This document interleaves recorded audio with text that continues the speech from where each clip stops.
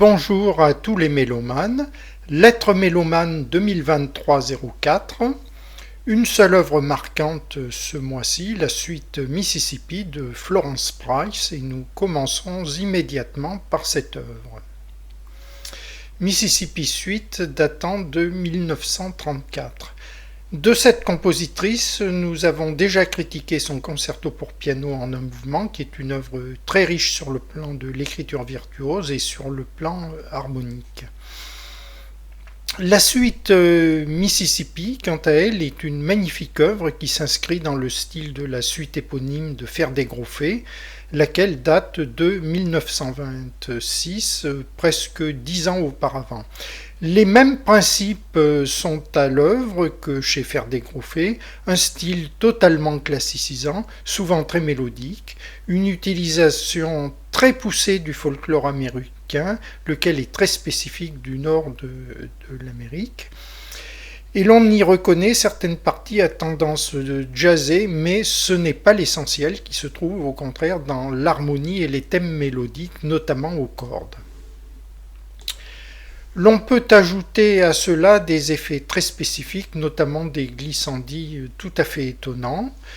Les nombreux motifs lents, notamment au cuivre, pourraient évoquer le style de Sibelius. L'orchestration de la compositrice révèle une grande subtilité et une grande culture musicale. Les passages lents alternent avec des passages plus lyriques en forté, où l'utilisation des percussions n'est jamais outrancière. Alors, le pouvoir évocateur de cette œuvre, par son rhapsodisme notamment, permet à l'auditeur de s'imaginer in situ sur le bord du fleuve et d'assister aux scènes décrites. Alors, les mêmes effets se rencontraient chez Faire des gros faits, de manière plus poussée encore dans le sens de l'imitation des sons naturels qui étaient parfois proches du bruitage. Nous passons au concerto pour violon de la compositrice qui offre un contraste complet avec sa suite Mississippi. Concerto numéro 1 en D majeur pour violon et orchestre datant de 1952. Alors, dans cette œuvre, Florence Price se révèle à mon avis très médiocre. Un violon parfois virtuose, parfois même très virtuose, mais qui affirme très rarement une thématique digne d'intérêt, sinon sporadiquement dans le dernier mouvement. L'orchestration met en évidence de petits motifs à la flûte qui peinent à rehausser les effets très limités de couleur instrumentale. C'est le dernier mouvement, presque uniquement, qui pourrait fournir, en de rares instants, quelques traits réellement inspirés. Voilà donc au total ce que je dirais malheureusement de ce concerto. Raitio-Vaino, 1891-1945, la symphonie en G mineur opus 13 datant de 1919.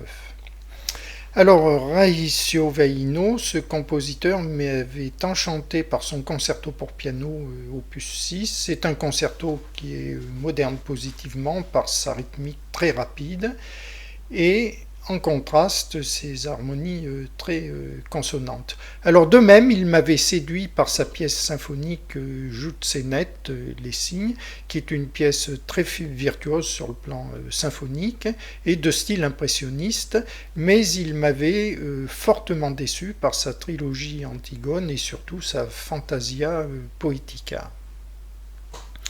Alors de même, la symphonie en D majeur m'est apparue très décevante et même indigente sur le plan de la thématique.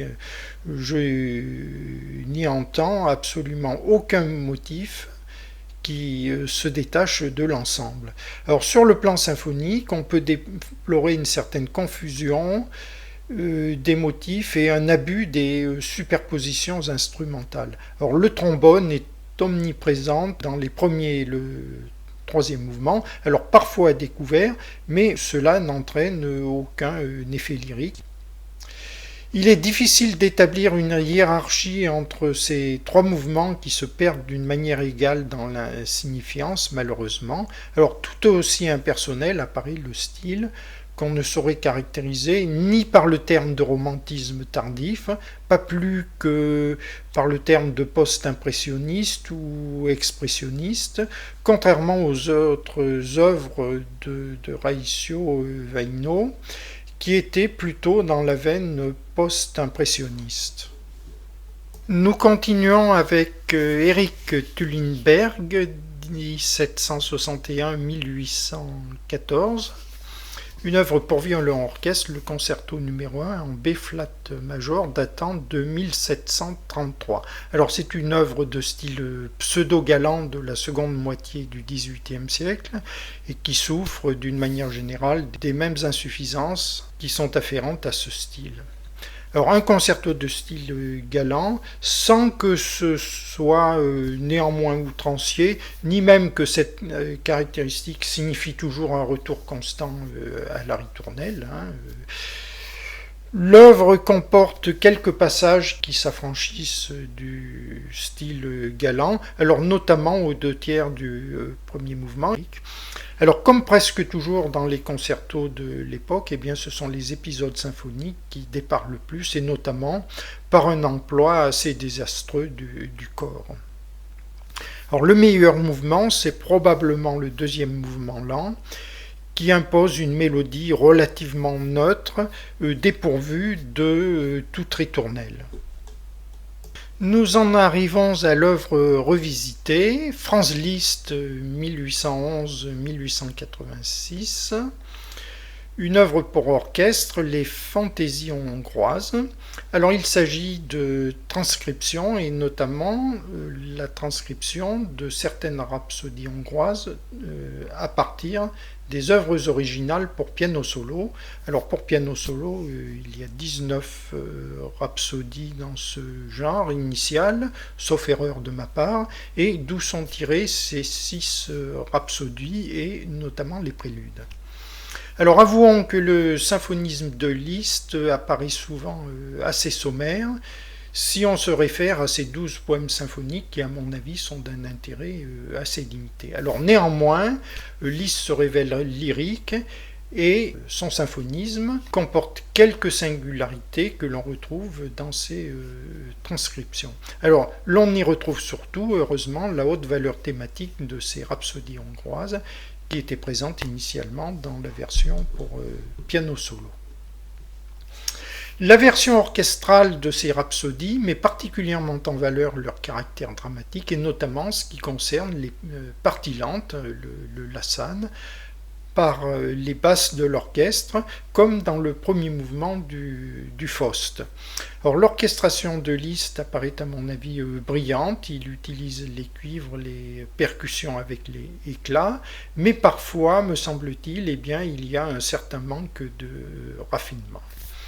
En revanche, l'originalité symphonique est certaine et elle se révèle surtout par l'utilisation des solos instrumentaux à nu, la flûte, la clarinette, le trombone et encore le violon, certaines particularités dont Saint-Saëns saura se souvenir.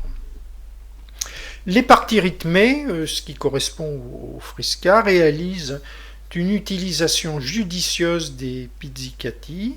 Et si les rhapsodies 1, 3, 4 et surtout la 2 envoûtent par leur richesse thématique, eh bien la 5 et la 6 semblent traduire à mon avis une inspiration un peu essoufflée.